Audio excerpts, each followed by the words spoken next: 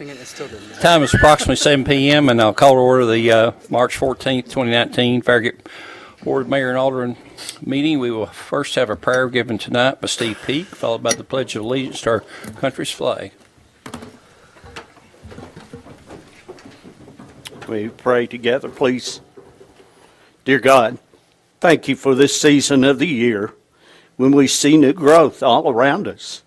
We're truly blessed to live in a town where we see growth because people are willing to give their time, talents, and resources so that we can have the opportunity to have nice homes to live in, good schools, nice places to worship, good parks and recreation areas, and most of all, good businesses to give us the opportunity to shop and enjoy time with our family and friends. Thank you for our mayor, our council members, and all the staff members. Guide each one of them as they make decisions to enable our town to continue to grow. We're grateful to know the source of our love and provision for our daily needs come from one who loves us so much that he gives us many, many blessings each day. May we always remember to look to him for guidance and direction. In his loving name we pray. Amen. Amen. I pledge allegiance to the Flag of the United States of America and to the republic for which it stands, one nation, under God, indivisible, with liberty and justice for all.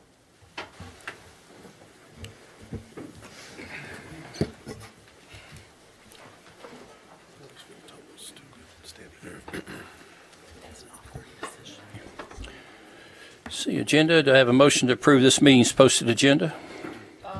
Do we need to state the change in the agenda? Okay, I'm going to move to approve. I don't have the right agenda in front of me. I'm going to move to approve an amended agenda with the inclusion of the approval of amendment to professional services agreement with Whaley Construction LLC to include Red Mill Lane. I'll second it. Okay. That would be under business item 6B. 6B. 6B. Okay, the motion to adopt the Farragut Board Mayor and Alderman March 14th, 2019 posted agenda has been amended. We'll now take a vote. All in favor? Aye. Yes. Yes. Oh, yes. Okay. Motion to adopt has been approved. Mayor's report. We'll share. Here. I think we'll probably postpone the Community Health Council update.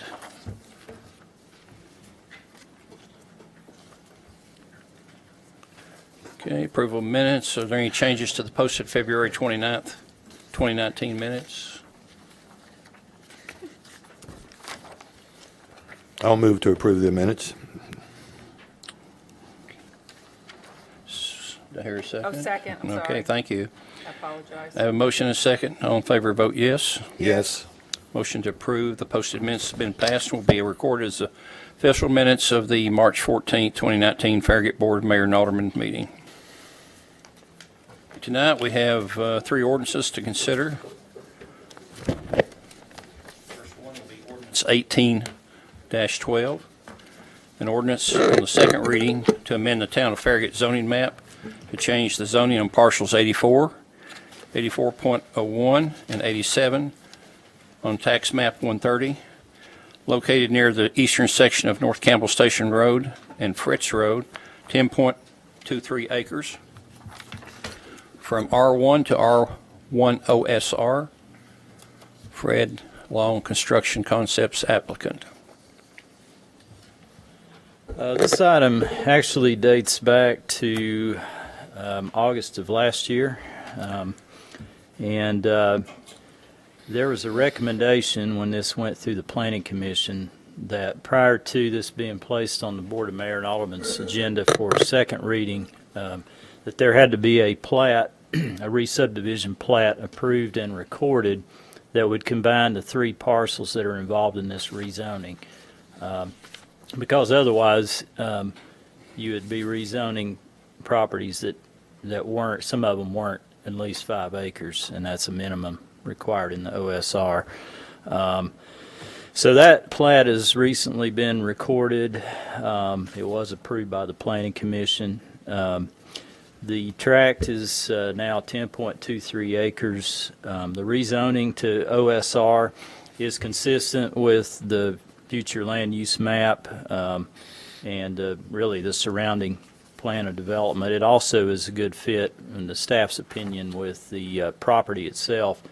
The property, kind of the south end, the lower end, is pretty heavily wooded and relatively steep slopes, and OSR allows them to concentrate more of the development on the northern portion and use that lower areas toward their open space. So when this was reviewed by the Planning Commission, they unanimously recommended approval, and it was approved on first reading back in August, and the staff recommends approval of this rezoning on second reading. Okay, any changes? None. Going to move to approve ordinance 18-12 on second reading. I'll second it. Okay, I have a motion and a second, and now we'll call for a roll call vote. Have Alderman Burnett, Yes. Alderman Meyer, Yes. Alderman Pinchuk, Yes. Alderman Pavlin, Yes. Mayor Williams. Yes. Okay, let the record show that ordinance 18-12 has been approved on the second reading.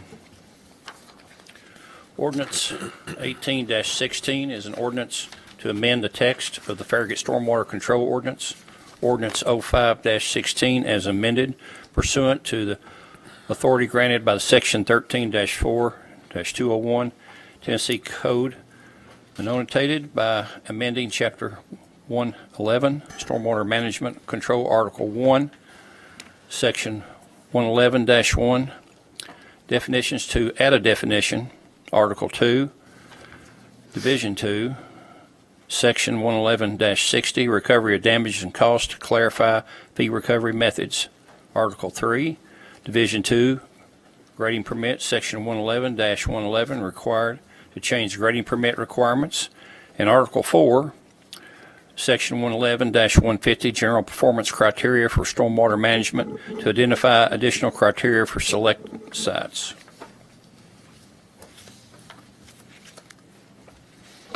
Good evening. So a quick introduction. As a result of the 2018 audit by TDEC, we were informed that we had a few required revisions to the stormwater ordinance, including to add the definition of priority sites or priority construction activities, and to add requirements for land disturbance activities of greater than or equal to an acre, or less than that if they're part of a common plan of development, such as a subdivision. And we also, during a recent site compliance issue, realized that some clarification was needed within the ordinance regarding the town's authority for recovery of damages and costs, if any were to be incurred by the town. So we have proposed the amendments to add the definition of priority construction activities, and that definition is added and matches that definition provided by TDEC in the construction general permit. We've also added language in the section regarding grading permits to require sites disturbing an acre or greater to obtain a grading permit. Additionally, there has been language added that requires any sites that fall under the definition of priority construction activities to undergo formal inspections. And then finally, we've added language regarding the recovery of costs and damages that states that the town may, if we need to have corrective action be done that isn't being done by the owner, that we can do that, and that any costs will be due to the town, and if those costs are not paid to us, that we can recover those by obtaining a judgment lien and satisfy that lien through judicial foreclosure proceedings. Okay, thank you. Do I have a motion to amend? I'm going to move to approve ordinance 18-16 on second reading. I'll second it. Okay, I have a motion and a second, and now we'll call for a roll call vote. Alderman Meyer, Yes. Alderman Pinchuk, Yes. Alderman Pavlin, Yes. Alderman Burnett, Yes. Mayor Williams. Yes. Let the record show that the text of the stormwater control ordinance has been amended. Okay, next will be ordinance 19-04, an ordinance on a second reading to amend the town of Farragut zoning map 151, 501 North Watt Road from agriculture to neighborhood convenience, 5.2 acres. This is with over 3/4 within the town and the remainder in Knox County. Richard and Kathleen Cox, applicant. This rezoning request involves the last tract on North Watt Road as you're leaving the town going northbound on the west side of Watt Road. It's actually bisected partly in the county, but probably over 3/4 of it is in the town. It appears to be, based on the survey they provided. And that shows it there on the upper part of the screen. The request is to rezone this from agricultural to the neighborhood convenience commercial district that we created last year. As you all know, we also went through an exercise of amending our future land use map for this corridor. It was our first priority corridor. The requested rezoning is consistent with the future land use map as updated. The staff recommends approval of this rezoning on second reading. It was unanimously recommended for approval by the Planning Commission back in January. And there have been no changes to the ordinance since first reading. Okay. Thank you, Mark. I'm going to move to approve ordinance 19-04 on second reading. I'll second. Okay, I have a motion and a second. Now I'll call for a roll call vote. Alderman Pinchuk. Yes. Alderman Pavlin. Yes. Alderman Burnett. Yes. Alderman Meyer. Yes. Mayor Williams. Yes. Let the record show that ordinance 19-04 has been approved on second reading. Okay, business items tonight. We have 2 business items for tonight's meeting. First one will be appointment to the Knox County Growth Policy. Mayor, recently we received a notification from Knox County Mayor Glenn Jacobs. He would like to reconvene a growth policy planning committee. And the Growth Policy Planning Committee was basically enacted back in 1999 with Public Chapter 1101, where the state legislature approved. And the intent behind Public Chapter 1101 was to get each county and every city in each county to talk, work together, come up with a growth policy plan for the entire region of that area. And that way each city knew which areas they could annex into. The county knew which areas they would someday be giving up, but also they could grow as the county needed to grow as well. That committee was put together to also hopefully get together from time to time as needed, on an as-needed basis, when these changes needed to occur. This committee has not met since 2001, when the original agreement was put into place between Knox County, the city of Knoxville, and the town of Farragut. With his reconvening the committee, what it contemplates is that there is the committee structure contemplated in the TCA code says that basically each city the mayor will serve as the designated person for the city, or the mayor's designee to be confirmed by the municipal governing body. So at this point, I'll leave this up to the mayor, but the mayor could elect to be that person, or he can designate somebody, and then it needs to be confirmed by the Board of Mayor and Aldermen. Okay, as the mayor of Farragut, I am appointing our town administrator, David Smoke, as the town of Farragut representative to the Growth Policy Coordinating Committee. Do I have a motion to approve? I'll move You to made the approve. motion. You made the motion. So, Okay, so I'll second it. second, yeah, Okay. because you're the only one that's allowed to make the motion, I think. That is correct. That's correct, okay. Have a motion and a second. Now we'll call for a roll call vote. Just a little discussion? Oh, if you want discussion? Sure. Okay. No, I don't want to discuss. I'm happy with David doing it. This growth policy plan is supposed to be, it's supposed to help them very high level designate urban growth, planned growth, and rural. And also establish the Joint Economic Development Board, which was what our main concern was. If they tried to get, they were talking about doing away with it, and then our concern was, does that mean, does the Joint Economic Development Board go away? And we're relying on that Joint Economic Development Board and the Development Corporation to understand what's going on in the greater Knoxville area as far as business attraction and what they're doing. So it was important to us, and that's when I spoke to the county commission to ask them to consider reconvening the coordinating committee. They were concerned that they wouldn't be able to get City of Knoxville or Town of Farragut involved, and of course I was standing there saying, we'll be involved, we're happy to be. That's the background story of how we end up here. I don't know, I'm not quite sure I understand what Mayor Jacobs is after and what he's proposing.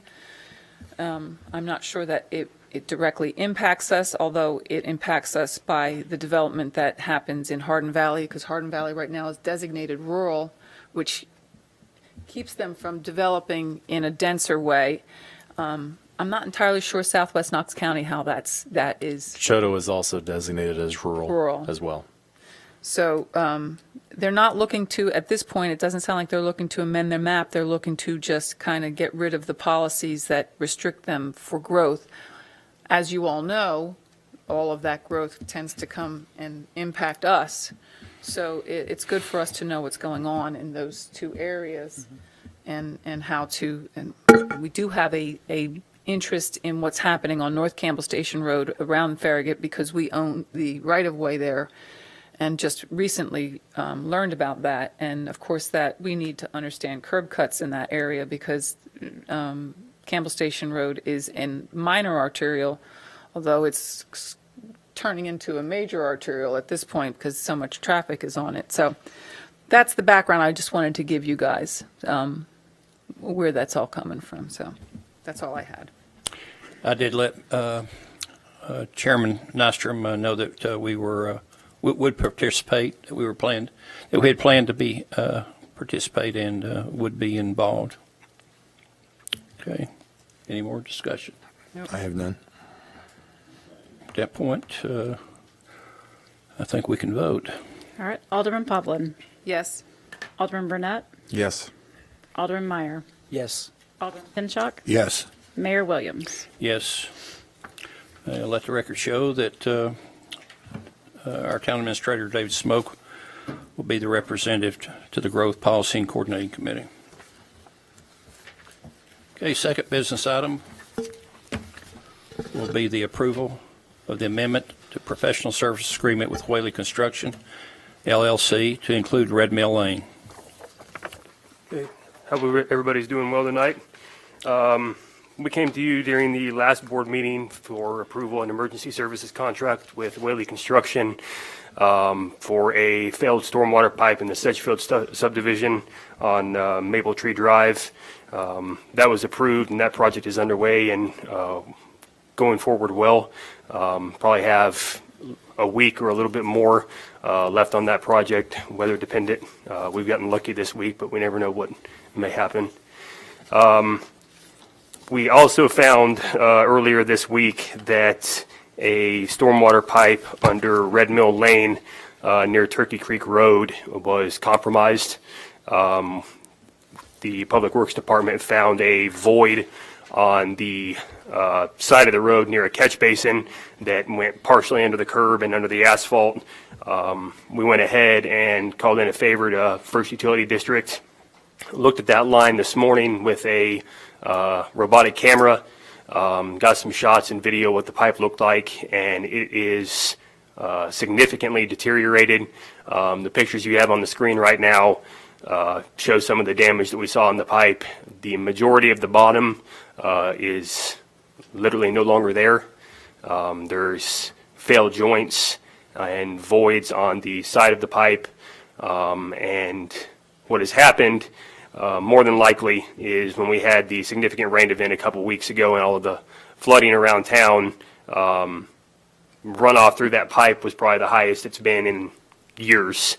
And because there are holes in the pipe, the water was running outside of the pipe as well as inside of it and washing out all of the base stone. And there's evidence of stone deposits at the outflow of the pipe as well as inside the pipe. And based on the damage we've observed, we're recommending a quick replacement. The road was shut down at approximately 4:30 this afternoon. We notified Knox County Schools, Emergency Management Systems. It is open to local traffic only, and it is signed as such. We've closed the other location at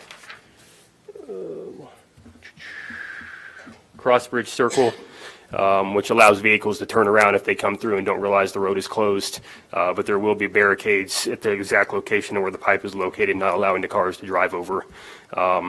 We do not have any evidence of large voids under the roadway or a collapse situation like we had in Sedgefield, but with the voided area near the curb and not knowing how far in that goes and the condition around the pipe, we thought it was best to go ahead and close the road. So what we've basically done, Whaley has indicated that they would be interested in completing that project as well. So we have given an amendment in your packet for the contract that was prepared for Sedgefield.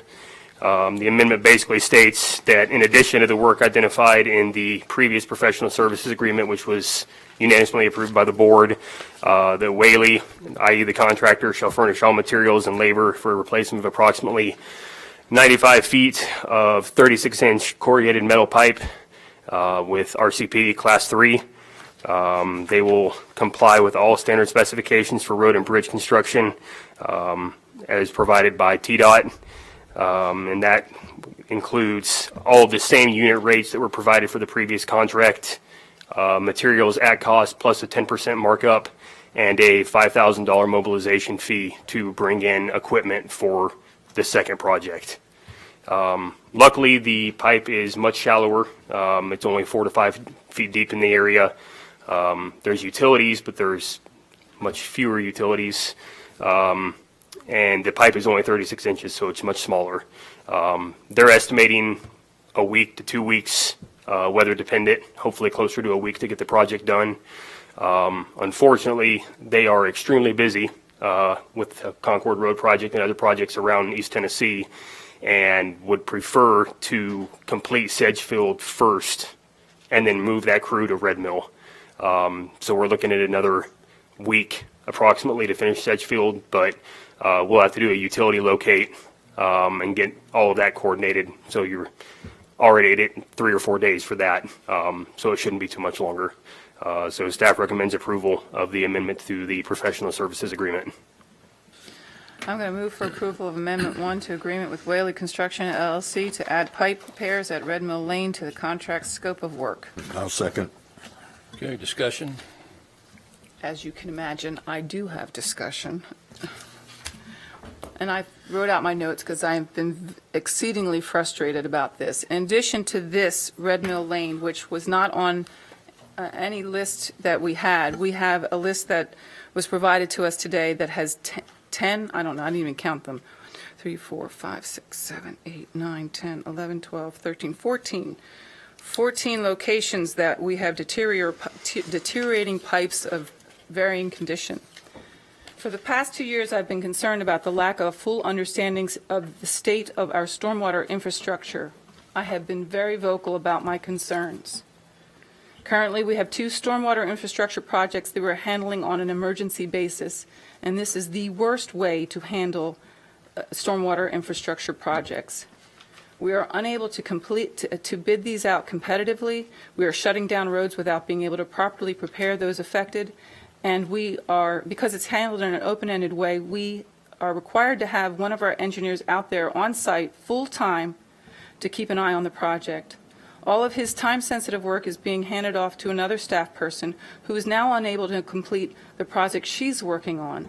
This is a complete waste of staff time. I've been asking for this information for 2 years because I've been unable to make an informed decision about our large CIP projects without it. Last month, I expressed my grave concern about approving a $7.7 million park project without fully understanding our stormwater infrastructure issues. This is not how we enhance our town's financial position. This is not a fiscally prudent way to fund our CIP projects. We need a townwide stormwater infrastructure inventory. We need to prepare a scope of services that covers the entire 16 square miles of our town and put out a request for proposals or request for professional services. From that analysis, we need to prepare a prioritization schedule for repair. We need to get started on this current list now, determining whether we can repair or if the pipe is too deteriorated, replace it. Until we are fully educated and have prioritized our stormwater infrastructure repairs, we have no business voting on such a massive allocation of funds for a park project. We are required to maintain our roads and our stormwater infrastructure. We need to take care of the current business and our current infrastructure needs before we begin adding desirable but not necessary new infrastructure. I will remind everyone, $7.7 million is more than our annual operating budget. I am extremely frustrated that this project, Red Mill, wasn't even on our watch list, and I don't blame our engineer. This is a hard thing. We need to have a community-wide assessment. We currently have UT working on Village Green, Fox Den, Stonecrest, and Admiral, the older neighborhoods. All of the pipes on our watch list, Farragut Crossing, the first two were Farragut Crossing, were from 1990 and 1991. We have 1987. The oldest one here is 1976 from Champion Point. Most of them are from the 90s. We cannot say with any clear, definite point of view that these are our only issues. And these are more than $100,000 to address these. If they are in a fairly decent state, we may be able to go in and just put concrete, line the interior of the pipe with concrete. If they are not, we have to pull them out and replace them. This is a big issue, a huge issue, and this is our responsibility.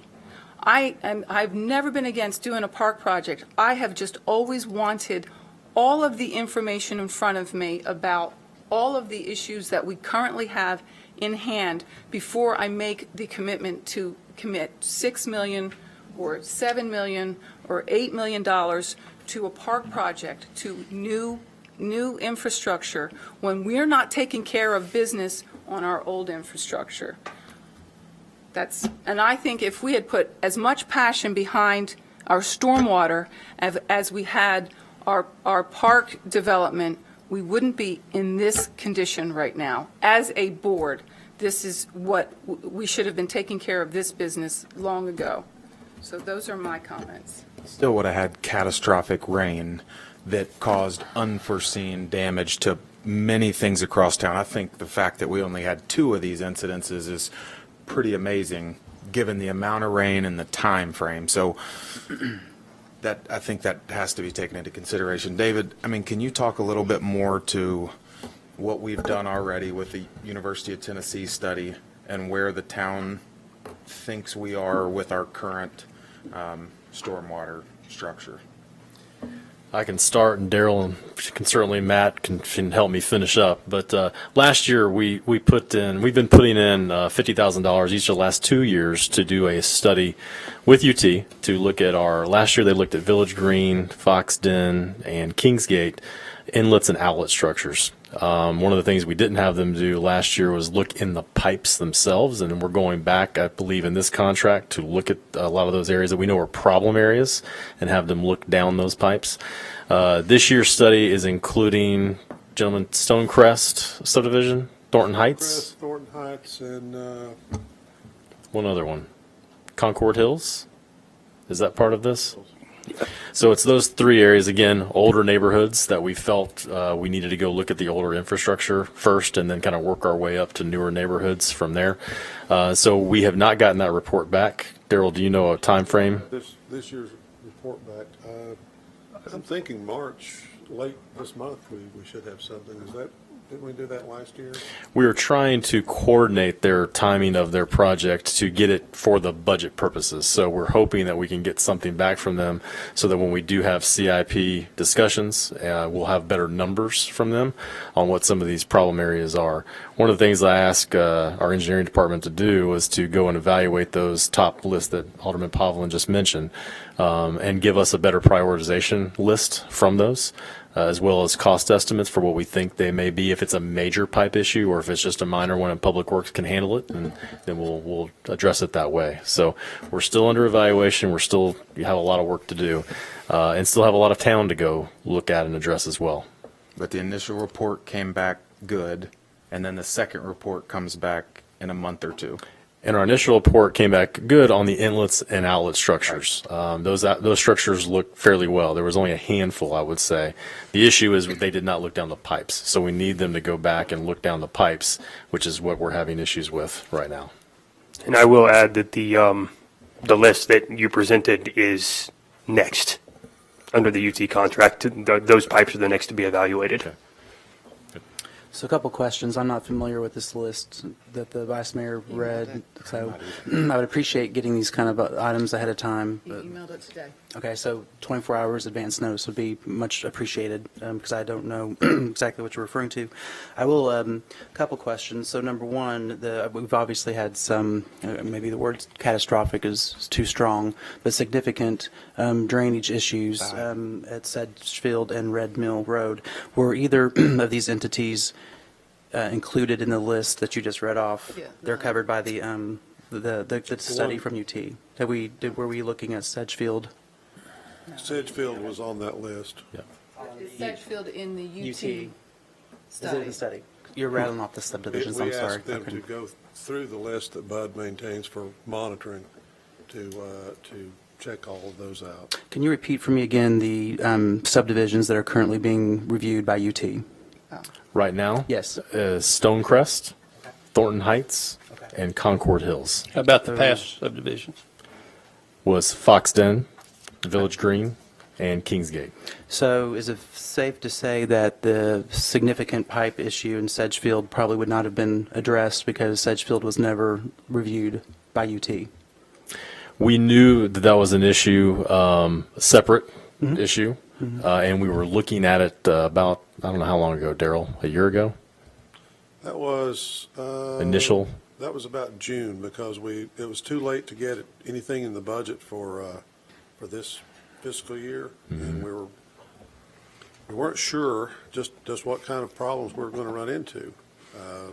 Looking back at the time, our thought was to slip line it, which a lot of times when a pipe, as it's deteriorating, you can slip line the thing. It's a matter of putting in a type of plastic that is then blown up to inside the pipe. There's other methods of doing that. That doesn't provide any But- structural support, But it correct? doesn't provide structural support, correct. So I'm really glad that we didn't work out some way to slip line the thing because our estimate was going to be about $100,000 that we would be removing Right now, right now. yeah. So getting back to my point of questioning, so at the end of the day, Sedgefield was not originally, or has not been part of the UT assessment. And I'm not questioning the staff's decision. I'm just trying to make the It point was. that we had a significant pipe issue in a subdivision that we didn't even look at, didn't even make the radar. Right. So there's the first one. The second one, Red Mill, and I apologize, I should know where Red Mill Road is, but it's not part of, it's not also not part of the subdivisions that we've had looked at by UT. Correct? I believe that's correct, Daryl. My Is that concern correct? is that Kingsgate? the average useful life of a stormwater piping system is about 30 to 35 years. Is that correct? Four corrugated metal, 30 to 40. Okay. And so. With a constant flow on it. Yeah. Right, with the constant flow. Fairly So the constant. town's been around for 40 years now. So I would guesstimate that we will have significant asset issues when it comes to our stormwater drainage systems and some failures probably in the next 5 years, simply because we're getting close to the useful life. Is that a fair assessment? That we will have more pipe issues because we're we will approaching the find useful life? Other Okay. issues, I'm sure. So I would agree wholeheartedly with Vice Mayor Pavlin's comments I am going to ask that we strongly consider a comprehensive review of all of our stormwater piping to determine what future capital outlays we could anticipate in the next 5 to 10 years. I will add just briefly that the vast majority of stormwater pipes don't have continual flow in the town. Both of these pipes, Sedgefield, at least with the rain we've had over the last 6-8 months, and the drainage area that it provides access to, it has a near constant flow.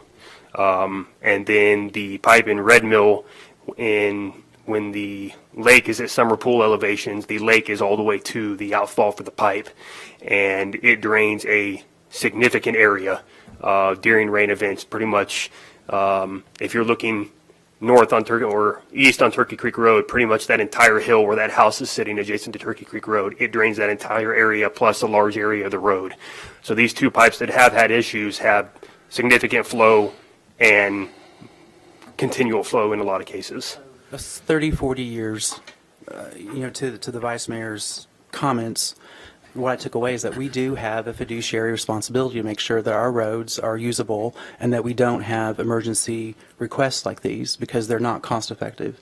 And so at the end of the day, whether it's 30 or 40 years, it doesn't really matter. We need to have a comprehensive review of our stormwater drainage systems so we do not continue to have these emergency requests.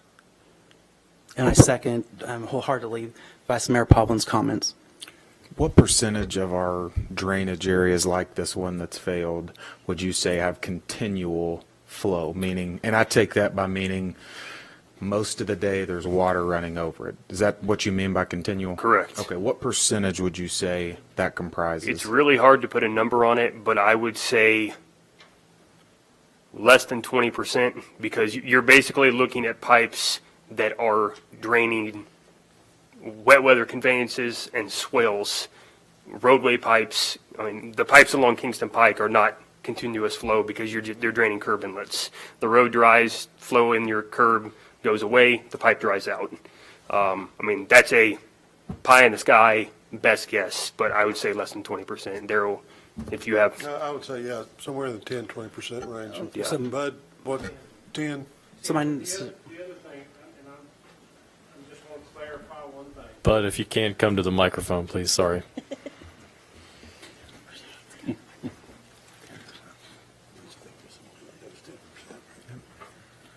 I don't want to throw a wrench into the middle of all of this, but here's our experience. Every pipe that is in the town of Farragut feeds a residential area. And the worst thing in the world the pipe can see is fertilizer. It's the most corrosive thing that there is. So your 30, 40-year pipe thing, you can throw it out the window, okay? Because we're seeing pipes right now that have been in the ground. Sedgefield's been in 87 when I started. They just built Sedgefield. So, and this pipe, the bottom's completely gone. But you have to take into account what's put on the ground that runs through those pipes, whether it's water all the time or not. But even in best case scenario, let's say there's no water going through a pipe or 3-4 times a year. What is the typical useful life of a pipe that doesn't have a lot of water volume? I don't have that information. I can just tell you what we've seen. Yeah, it does vary.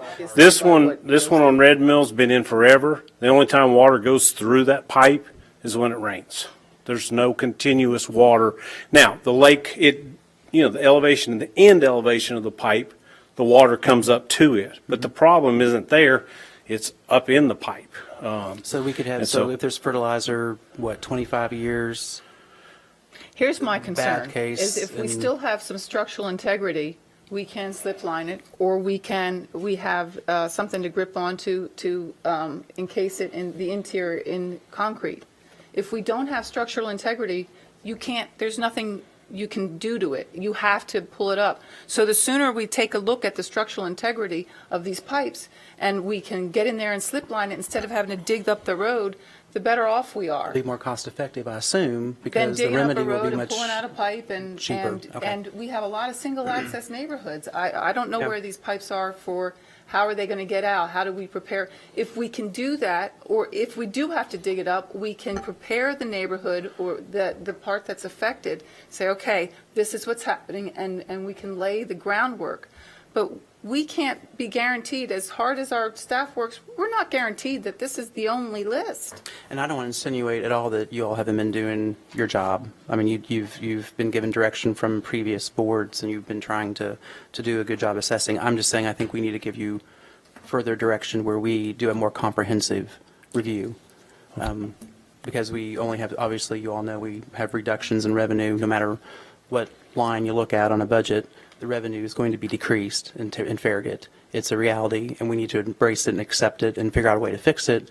In the meanwhile, I don't want to be hit with a surprise again, over and over, with more pipes bursting. It's not fair, and it's not fair to you all. It's not fair to our residents.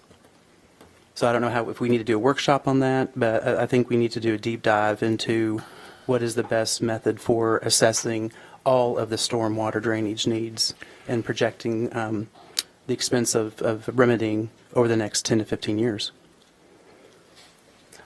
I can get with our engineering staff and we can come up with a game plan to what it would maybe cost for a designer or engineering firm, UT, whoever it may be, to come in and evaluate just the rest of the town that we haven't done yet. We've been doing it incrementally because we only had so much in the budget to try to see the older parts of town. Obviously, a couple of these spots are not on that radar screen. So we can get that to you and let you know, and that can just be part of your budget discussions on what you want to do for next year, if that's okay with the That'd board. be great. Thank you. Sure. Thank you. Thank you. Any more? Oh, we're good. Okay. I agree with you guys. We do need to look at it closely. I think we've been proactive in getting UT involved. Not every part of Knox County is being scoped out like that. Our stormwater system is relatively young compared to Knox County and the city of Knoxville. Knox County had over 100 failures themselves. So we are, I think, as Drew said, we're very fortunate that we only had 2. But that's not to say we won't have more. From the stormwater class that I went to, that I attended, fertilizer was a very hot topic on what eats the pipe, particularly the bottom of the pipe away, where you have small drainage and the whole pipe does not really get a tremendous amount of water. And the other thing is where gravel or sediment, it's very abrasive as well, and it will erode the rest of the pipe if you have high water or. So looking at it all is great. I think it's something we need to do, and that's the reason I mentioned we need to start putting money back to do this. I don't think at this point the sky's falling. I don't think it is anyway. I hope it's not. But I think we do need to be very much aware of what we need to fix, and particularly starting, I think it would be prudent to start with the single entrance subdivisions. As much as we all hate those, there's quite a few of them out there, and I think that would be the first place to start if they've got corrugated pipe under them. I believe the ones with concrete pipe, we've got quite a bit that's of both. But I think that would be probably the best place. If it's got concrete pipe, then that should be secondary. If it's a 2-entrance subdivision, that most certainly should be secondary. But anyway, that's my point of view on that. If it's I appreciate your prioritization, Mayor. I think it's a good idea. okay. We need to vote on the Yes, contracts. we're back to the approval Oh, sorry. of the amendment to the professional services agreement with Whaley Construction LLC to include Red Mill Lane. And I had a motion and a second, and we've had our discussion, and we'll need to call for a roll call vote on that as well. Alderman Burnett. Yes. Alderman Meyer. Yes. Alderman Pinchuk. Yes. Alderman Povlin. Yes. Mayor Williams. Yes. Okay, let the record show that the amendment has been approved. Okay, next will be Citizens Forum, and I believe we have some people signed up for that. Yes, sir, we do. Our first speaker is Cecilia Freeman. Can you pass these down? Excuse me. That's what this is for, public forum. Thank you. Oh, Wasn't okay. sure. It's for. Two pieces of paper? Yes. Okay. Two pieces of paper. Did you want? Totally up to the mayor. Mayor. She lives next door to me, and it's the same topic. Yeah, okay. Come on, Kim. Fine. Hi. I'm so happy I came to your meeting tonight. Please state your name and your address for the record. We're on TV. Hi. My name's Cecilia Freeman. I live at 11008 Sonia Drive. Okay. Just moved there in July from Colorado. So Welcome. Really love your great little city here. Schools are fantastic. But when we first moved in, because we're here to talk about street calming and the recent things that were done to test for street calming in different areas of the city. And unfortunately, of the 8 areas tested, 7 of them passed for moving forward with street calming, and our small section from Admiral to Dundee Drive was not approved to go forth to see if it's something that could happen. And our street is a no shoulder, no line in the middle of the road, no street light, no speed limit area, 2.2 mile area that connects Campbell Station and Admiral to a neighborhood that only has one other entrance to it. And it's a big safety issue that we've noticed since we first moved in. And because our area didn't pass, we were 0.3 miles per hour under. That would have let us move on to be considered for street calming, or maybe they would have done it. We were here to appeal that because we think that 0.3 miles per hour doesn't make a lot when my son here is walking to his bus stop in pitch black because there's not a street lamp there. And when my other son is walking from the middle school in the afternoon and doesn't have a sidewalk to walk on and is forced to either walk in the street or walk in neighbors' yards that don't like that. And so, and I even have pictures of how dark, if you want to see them, I took pictures of it to show what our small 0.2 mile section of street looks like, and we would benefit. You can put the street calming in front of my house. My house, her house, we'll take it. But we really would like to appeal to someone to include us in street calming. What was your address again? 11008 Sonia Drive. I'm gonna go through I did a map for you guys because I needed to go through and let you know what was happening in that. I walked this area of the community when I was running, and if you'll look at the pink line is from Kingston Pike. They take Newport Road up to Dundee to Sonia and down. That's one cut through that they do. The other cut through is Admiral Road to Sonia Road and back and forth. So When Campbell Station had all that flooding, we were an outlet of speeding through, people getting from one part of Campbell Station to Kingston Pike. It's just terrible. Yep. With the kids walking home every day from school. Yeah. And so that's the other point. This is a parental responsibility zone for the middle school, not the intermediate school? It's only for high school right now, but we're only like 2 years away from that. Okay. So there are students in this section. They do not have a sidewalk. The sidewalk ends at Admiral. It goes up Sonia and it ends at Admiral. You see where that trail comes back to where Turkey Creek neighborhood is. So that portion of Sonia, that short portion of Sonia, does not have sidewalks.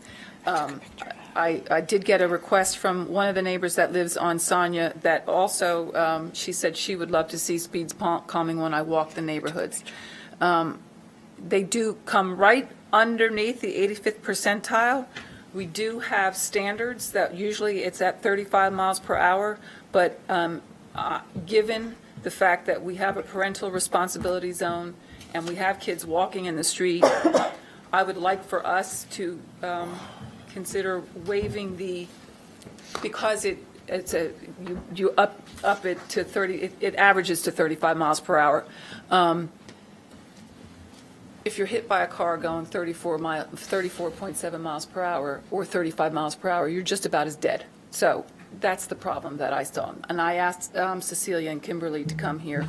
The other areas have been approved. As you can see, Admiral Road is absolutely offensive at how fast people are traveling.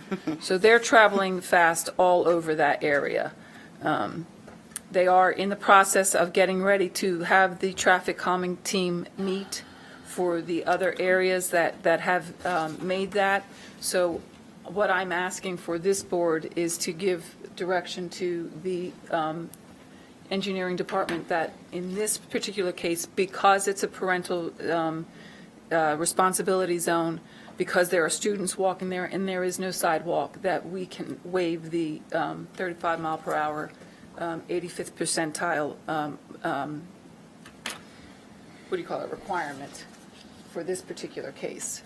If you're making a motion, I will second it. Okay. Thanks. A motion. Yeah. I think we're in discussion right now. Well, there's the motion in the second. Now we can I'm just discuss. trying to be official. Sorry. From the, what I've been around as far as the speeding, it looks, if you follow the green, the pink, whatever you want to do, it looks like if you look at Admiral Road and then you look at the speeding on Sonia, it's probably the same people that's doing both. Okay, so I don't see any reason to say that one is any different than the other. I think, when you see that kind of speed on Admiral and then you look up on Sonia and knowing it's a cut through, it's basically the same people. I don't think you've got some people says that, well, I'm going to speed on Admiral, but I'm not going to speed on Sonia. So I think that's probably a good idea there by Alderman Powell.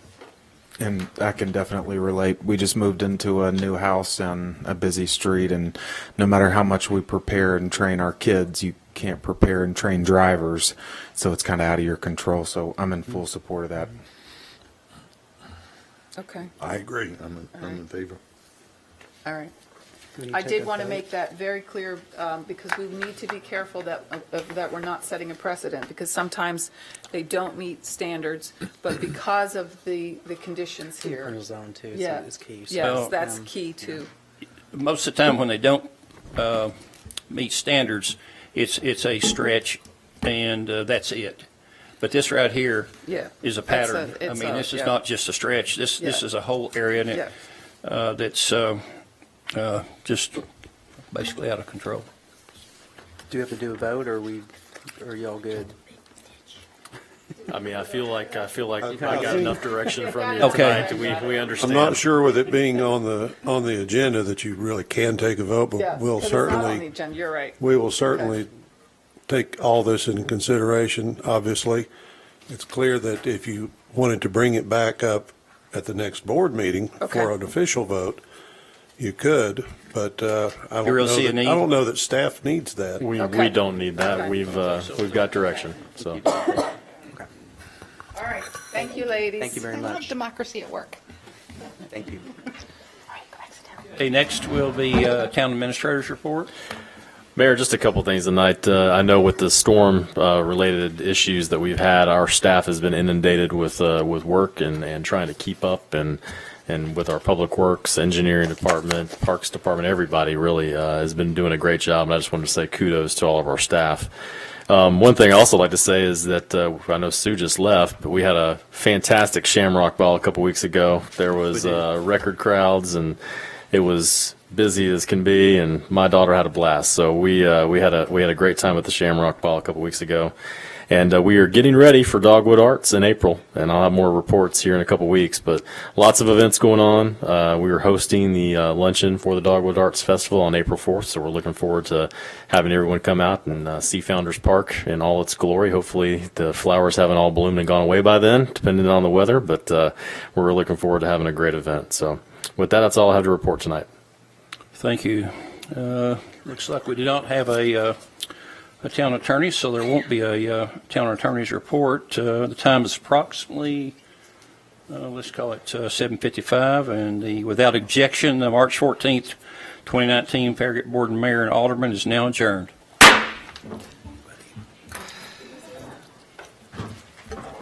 gonna hide that thing. Thank you. I didn't know. So I was like, Bye.